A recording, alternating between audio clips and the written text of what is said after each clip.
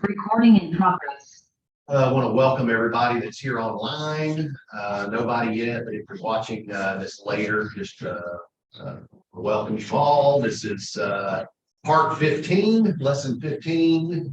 Hard to believe. That means we've done this 15 weeks. Had 1 week off, so 16 weeks in this. That's almost 4 months. So, doesn't seem that long, does it? So we go ahead and share this, and we'll get started today.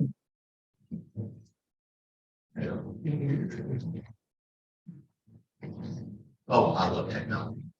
And of course, in a few minutes, I'll be saying I hate technology. So, yeah, part 15. So we're in 1 Samuel 30. And we'll start with verse 1. Now, when David and his men came to Ziklag on the third day, keep that in mind, the third day, the Amalekites had made a raid on the Negev and on Ziklag. They had attacked Ziklag, burned it down, and taken captive the women and all who were in it, both small and great. They killed none of them, but carried them off and went their way. When David and his men came to the city, they found it burned down, and their wives and sons and daughters taken captive. Then David and the people who were with him raised their voices and wept until they had no more strength to weep. David's 2 wives also had been taken captive, Ahinoam of Jezreel and Abigail, the widow of Nabal of Carmel. David was in great danger, for the people spoke of stoning him, because all the people were bitter in spirit for their sons and daughters. But David strengthened himself in the Lord his God. So there's this idea, the people in Ziklag, we'll see here in a minute, they think David might be at fault for the attack because of his, he took all the men and left to go to war, leaving Ziklag undefended. So yeah, it's But the Amalekites are the ones he. yeah, we're almost there. But yeah, the Amalekites and Saul and David have a history together. We'll get to that in a moment here. The next.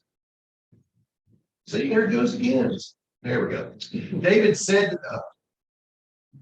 there we go. David said to the priest, Abiathar, son of Ahimelech, remember him? He was the one that escaped the slaughter that Saul did at on the priest of Nob. So he's the only priest who survives. Bring me the ephod. And what does that mean? The priest, Urim and Thummim. Yeah. priesthood. Well, the ephod represents the priesthood, but it also was what would have carried the Urim and Thummim. The dice. Yeah. Yeah. Whoa. something. Yeah, we assume it's like a diamond. So Abiathar brought the ephod to David. David inquired of the Lord, shall I pursue this man? Shall I overtake them? Now notice David doesn't handle the ephod. He just has it brought to him. So Abiathar is the one holding it. He answered him, pursue, for you shall surely overtake and shall surely rescue. So they get their answer. The Urim tells them yes. And so, he draws the Urim out of the ephod and, hey, go for it. So David set out, he and the 600 men who were with him. They came to the Wadi Besor, where those stayed who were left behind. But David went on with the pursuit. He had 400 men, 200 stayed behind, too exhausted to cross the Wadi Besor. So a wadi, if you don't know, you'll hear it a lot. If you look on Google Maps or anything like that, to see wadi this all over the Middle East. It just means a dry river bed. And when it does rain, these wadis typically fill up and overflow. They typically flood very, very easily. But it's for the most part, it's just typically a dry river bed. Besor means cold, which that kind of gives you an idea that when there is water in there, it's probably cold water, because they named everything based on some kind of experience. So they set out. They just traveled 3 days from the north, from the northwest or northeast, and they traveled 3 days. They get back, they see the town's been destroyed, and David already has them running to catch up with the people that killed them.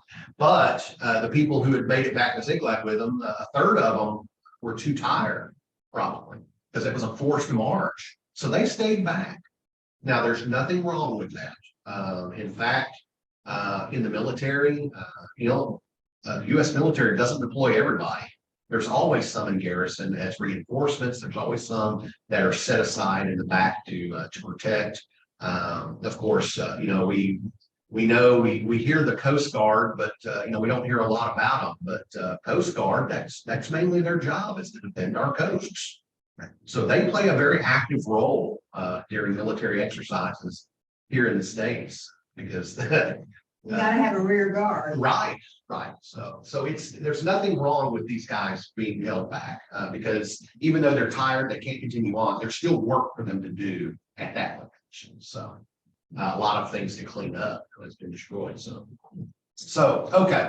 So this is the area of they call it the Besor Brook there. That's the dry riverbed, the Wadi Besor.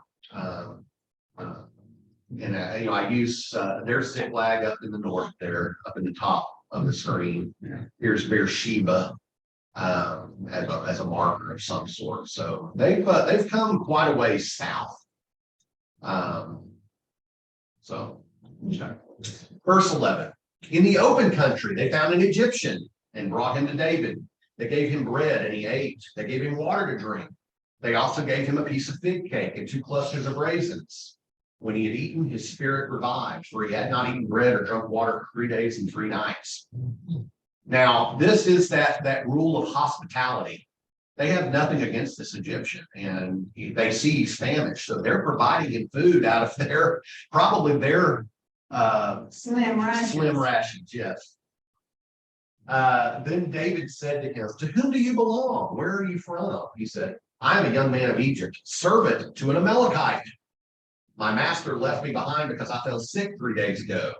We had made a raid on the Negev of the Cherethites, and on that which belongs to Judah, and on the Negev of Caleb, and we burned the Ziklag down." David said to him, "Will you take me down to this raiding party?" He said, "Swear to me by God that you will not kill me or hand me over to my master, and I will take you down to them." I told you to remember that 3 days. David traveled 3 days from Ziklag. We get a lot of threes here. The guy hadn't eaten for 3 days and 3 nights. I fell sick 3 days ago. There's just 3 means something divine is involved here. Okay. Cherith, they made a raid on the Negev of the Cherethites. Cherith means cut off. Who knows where that came from. But what's happening here is this Egyptian. He's fearing for his life. His spirit's been revived, eating. He's been measured with hospitality, but he was a part of this raid, and so he's trying to protect himself. What we call CYA. So there's a quid pro quo going on here. I will be happy to turn state's evidence if you protect me. Okay. When he had taken him down, they were spread out all over the ground, eating and drinking and dancing because of the great amount of spoil they had taken from the land of the Philistines and from the land of Judah. So they catch up to him. David attacked them from twilight until the evening of the next day. Not one of them escaped, except 400 young men who mounted camels and fled. David recovered all that the Amalekites had taken, and David rescued his 2 wives. Nothing was missing, whether small or great, sons or daughters, spoil or anything that had been taken. David brought back everything. David also captured all the flocks and herds which were driven ahead of the other cattle. People said, "This is David's spoil." Now that takes when we read further here in a minute, you'll know what that means there. So this is really only a few hours. It makes it sound like it's been 2 days they've been fighting, but really they started. By the time they got there, it was probably dark. So they start their raid as light comes up. They start their attack on the Amalekites there, and they defeat them by dusk, by that evening. So. And they take everything except the camels, obviously. What's wrong with the camels? I don't know. Well, they ran off with the camels, the 400 guys that escaped. Now I thought we were going to get to it by this point, but maybe not. But the Amalekites, Carolyn brought it up earlier. The Amalekites, that was the word of God through Samuel to Saul, said, "Destroy the Amalekites, defeat, kill them all." David or Saul He kills most of them, lets a few of them escape. He protects the king, eventually kills the king, but he keeps all of their flocks and things. He doesn't destroy it all like Saul, like Samuel told him, God told him to do. And so David ends up having to, throughout David's career, David's reign, the Amalekites will be a thorn, in addition to the Philistines. If I can digress a minute, what are the Amalekites to the Philistines? They're enemies too. They're enemies too. But last week I had started, the week before I gave you the update for last week. I used references from 1984, the book 1984 by George Orwell. And in there, one of those phrases is "the enemy of my enemy is my friend." Well, that's what goes on in the ancient Near East. It's what goes on today too. Is we may not get along with these people, but if we have a common enemy, then we can work together and we can reach some kind of common ground. Well, our common ground is we hate them. So that is what went on. That's gone on in all of history. Did that help? Yeah. Okay. So yeah, they get everything but the camels and these 400 guys. Then David came to the 200 men who had been too exhausted to follow David and who had been left at the Wadi Besor. They went out to meet David and to meet the people who were with him. When David drew near to the people, he saluted them. Then all the corrupt and worthless fellows among the men who had gone with David said, "See, he even had corrupt and worthless people with him." Those that with David said, "Because they did not go with us, we will not give them any of the spoil that we have recovered, except that each man may take his wife and children and leave." So all the plunder they brought back, these guys who actually went with David are now saying, "We did all the work. Why should they share in this?" But David said, "You shall not do so, my brothers, with what the Lord has given us. He has preserved us and handed over to us the raiding party that attacked us. Who would listen to you in this matter? For the share of the one who goes down into the battle shall be the same as the share of the one who stays by the baggage. They all share alike." So but David is basically saying we're all in this together. And when I said earlier, even though staying back, they had a role, they had a job to play. They were protecting what they left behind. In addition, they could have been cleaning up some of the mess that was left there, burying the dead. They could have been setting up a perimeter of some sort. Yeah. So it's not like they were just sitting there. They were performing a function. And It's also one of the qualities of a strong leader. David. No, I mean, what he's doing. Yes, yeah. Well, in military, you're a band of brothers or a band of siblings. We take care of we take care of each other. We're battle buddies. If we don't protect them, I may not survive. So it is a sibling. From that day forward, he made it a statute and an ordinance for Israel. It continues to this present day. So he was so affected by what they said that David made it a statute ordinance. Now, he's just the leader of this band of 600 people or so. He's not the king yet, not officially. So, but it's an important thing.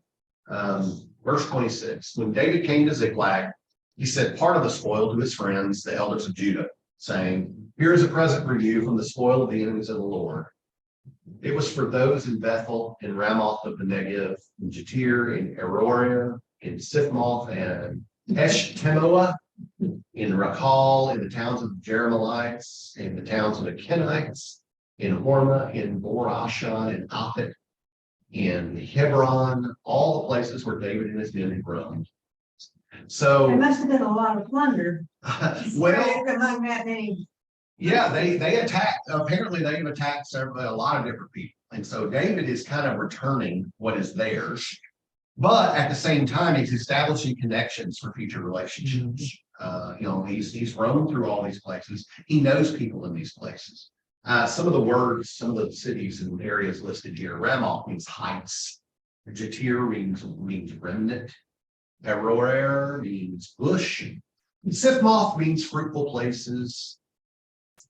Eshtemoa means obedience. Recall means traitor. By the way, that's the same word as Rachel. Hormah means band, or Ashan means smoking pit. I wonder what that got that. Athak means your time, and Hebron means society. Now we go to First Chronicles 12 for a few verses here. If you want to go there, First Chronicles 12:20.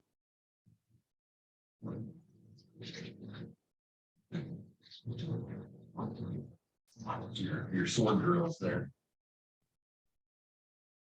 Old Baptist thing, sword drills. Because your Bible is your sword. These towns they named, they're also little, aren't you wrong with that? What's that? These towns that they mentioned there. Well, most of them, I'm sure they were on a map. It's not on any we have. They were very So big. verse 20, Hebron was, anyway, as he went to Ziklag, these Manassites deserted to him. Adnah, Jozabad, Jediael, verse 20, chapter 12, verse 20. Jediael, Michael, Jozabad, Elihu, see, I was there too, and Zillethai, chiefs of the thousands in Manasseh. They helped David against the band of raiders, for they were all warriors and commanders in the army. Indeed, from day to day, people kept coming to David to help him until there was a great army, like an army of God. So the word Adnah means eternal rest. Jediael means knowledge of God. Zillethai means shadow of Yahweh. So here, during all this, because of the, he sent some of the plunder to the elders of Judah. I'm sure some of that, Judah being a part of Israel, I'm sure some of that information got out to others. So Manassites, remember the Manassites, they were some of the first, along with the Simeonites, to go into battle when they entered when they were entering the promised land with Joshua. So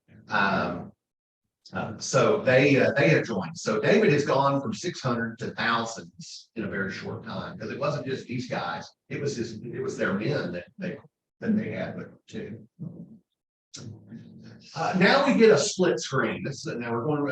You can follow along 1 Samuel 31. You can follow along in 1 Chronicles 10. Remember, the Chronicles is not in chronological order at all. But you can follow either. I've got them side by side. Most of it's word for word, not all. I'm going to go with the 1 Samuel text. That's the more accurate. We think it's the more accurate. Now the Philistines fought against Israel, and the men of Israel fled before the Philistines, and many fell on Mount Gilboa. Now this is the battle that they were all getting warmed up for in chapter 29. The Philistines overtook Saul and his sons, and the Philistines killed Jonathan and Abinadab and Mount Shishua, the sons of Saul. The battle pressed hard upon Saul. The archers found him, and he was badly wounded by them. So we see Jonathan has died in this battle too. So when we talked about earlier that David and Jonathan would never meet again, this is one. And also the other sons of Saul, Abinadab and Mount Shishua. So Saul in this battle is struck multiple times by arrows, and this is not the last time armor doesn't protect a king from arrows. We will find out with Ahab that there's something very similar happened too. On to verse 4. Then Saul said to his armor bearer, "Draw your sword and thrust me through with it, so that these uncircumcised may not come and thrust me through and make sport of me." But his armor bearer was unwilling, for he was terrified. So Saul took his own sword and fell upon it. When his armor bearer saw that Saul was dead, he also fell upon his sword and died with him. So Saul and his 3 sons, his armor bearer, and all his men died together on the same day. The death of Saul. So the armor bearer here, he is bound by oath to not, he's loyal to the king. He can't kill the king. He can't do it. And when he informs Saul, when he reminds Saul of this oath, Saul ends up killing himself. Well, the armor bearer by oath, allowing his king to die, must kill himself too. So That's this not is a good job. being an armor bearer had a lot of responsibility to the death. So yeah. Well, it makes you wonder about, Goliath, when David met Goliath. Goliath's armor bearer went out there with him too. When Goliath fell, what did that say about the armor bearer? We don't hear of anything about him after that, other than the Israelites pursued him and prevailed. So I assume he died too. Anyway, And we don't know how many men were with Saul when it said all of his men died. We don't know how many men were with him. no, not exactly. But he had a big army. Yes, we're talking probably 10,000, 9,000 to 10,000 people probably. That's just a guess, just a And guess. David had also gathered a big army. David has probably 2,500 people. The History Channel also had a thing about the Philistines and said that they were workers with iron. So their iron arrowheads probably were the cause of piercing armor. Possibly. I think it was just the Israelites' armor was not as effective. Maybe it was. But as we see with Ahab, spoiler alert, we've got a ways to go before we get there, because that's at the end of First Kings, beginning of Second King. But it says that a stray arrow. So the people they're battling have shot arrows into the air, and a stray arrow catches Ahab in the armor, right underneath his arm. How'd that happen? So anyway, Who is Ahab king of? he is king of the north. When they divide the kingdom. Right now, So is he with David or opposed to David? well, David is dead long by then. We're talking later on in Israel. Oh, okay. Yeah, we will get to that, but like I said, it's probably gonna be next year. King. It's gonna be next year. So we'll get there. Okay. Slow march. Right. When the men of Israel who were, again, I'm in First Samuel, but you can follow along if you want First Chronicles 10. When the men of Israel who were on the other side of the valley and those beyond the Jordan saw that the men of Israel had fled and Saul and his sons were dead, they forsook their towns and fled, and the Philistines came and occupied them. Now, common practice was to flee and get your affairs in order when your king dies in battle. Because there's no leadership. So I've got CYA there. You know what that means. If you don't, well, it means you're taking care of yourself. Right, right. Think about me. The next day, when the Philistines came to strip the dead, they found Saul and his 3 sons fallen on Mount Gilboa. They cut off his head, stripped off his armor, and sent messengers throughout the land of the Philistines to carry the good news to the houses of their idols and to the people.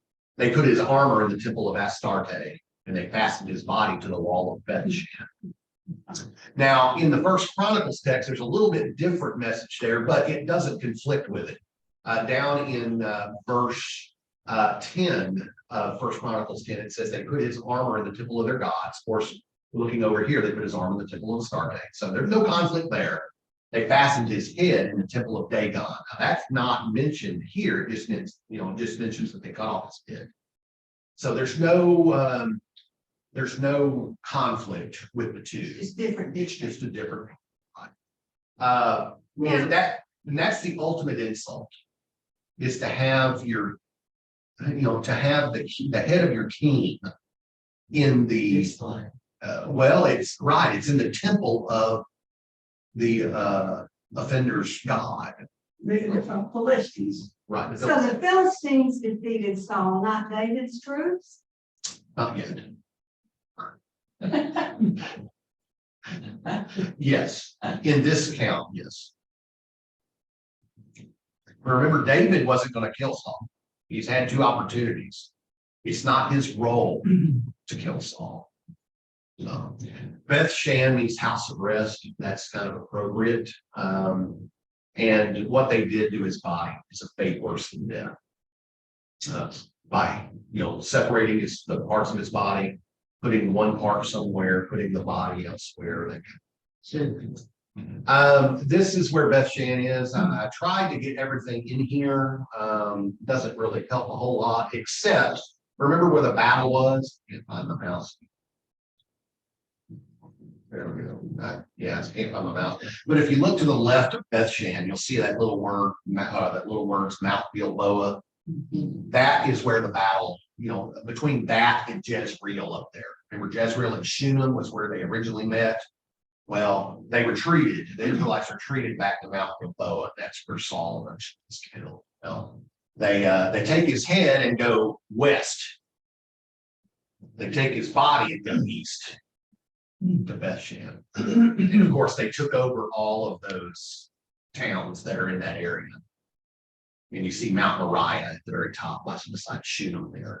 Mount Moriah, very Jewish history. Bless you. Yeah, exactly. Verse 11 here. But when the inhabitants of Jabesh Gilead heard what the Philistines had done to Saul, all the valiant men set out, traveled all night long, and took the body of Saul and the bodies of his sons from the wall of Bethshan. They came to Jabesh and burned them there. Then they took their bones and buried them under the tamarisk tree in Jabesh and valleys. Okay, so Jabesh Gilead, that's not too far from there. Jabesh Gilead, if you remember, when Saul had just been anointed king, but there was no palace, there was nothing, he just went back home. Y'all remember that story? He just kind of went back home. Jabesh Gilead sent word that, hey, we're being attacked, we need help. Saul gathered people and went and protected Jabesh Gilead. Well, when they hear of Saul's death, they remember that he protected them. And so they go to make things right in his death. So that's. They didn't get his head though. Doesn't say, just says they got his body. In two different places. Right.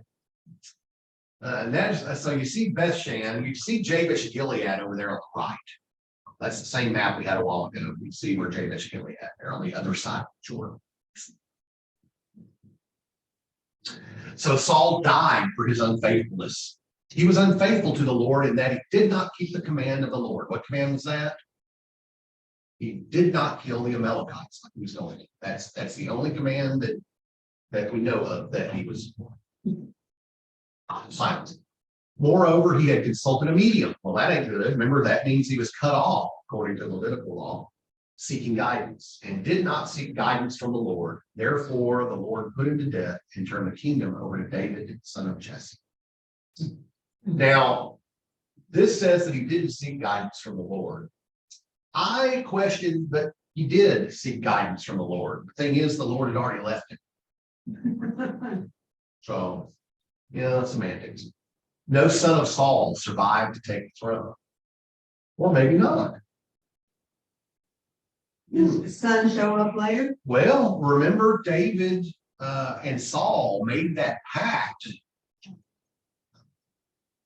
Well, he made a pact with Jonathan, certainly, but he made a pact with Saul after,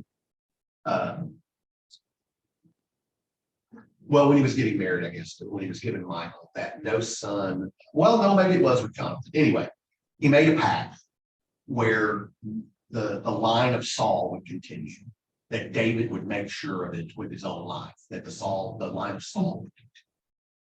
The kid that was dropped on the staircase, Mephibosheth. he landed in Lodabar. Sorry. What? We'll find out about Mephibosheth. Yeah, say that 5 times real fast. Mephibosheth, Well, and we also find out why it's not mentioned anywhere other than when we get there. So that's the end of 1 Samuel. Next time, David mourns, David celebrates, David fights. Are we going to second Samuel? We'll go into 2 Samuel. So you said 2 Samuel's about David. 1 Samuel is basically Saul, Samuel and Saul. 2 Samuel is about David. 1 Kings. 1 Kings starts with Solomon, ends with the beginning of Ahab. 2 Kings starts with the end of Ahab and goes all the way through the end of Israel, the end of Judah. Okay, so any questions? Any other questions? Was Abraham with Jezebel? Or Ahab and Jezebel. Yes. Ahab, yeah, Ahab was, he was the bad king. Ahab, well, he was the northern king. And They were all bad. if y'all remember anything I told y'all before, do y'all remember how many kings were in the north? 19. 19. How many of them were good? How many of them the scriptures say were good? One, None, none. 0. So Ahab was not a good. Just for trivia's sake, how many kings were in the south? 18. Close, 19. And how many of them were said to be good? 3, 7 7. or 8? Well, why are there so many kings? There weren't that many tribes. There, well, in the southern kingdom of Judah, it's all the tribe of Judah. David and his descendants.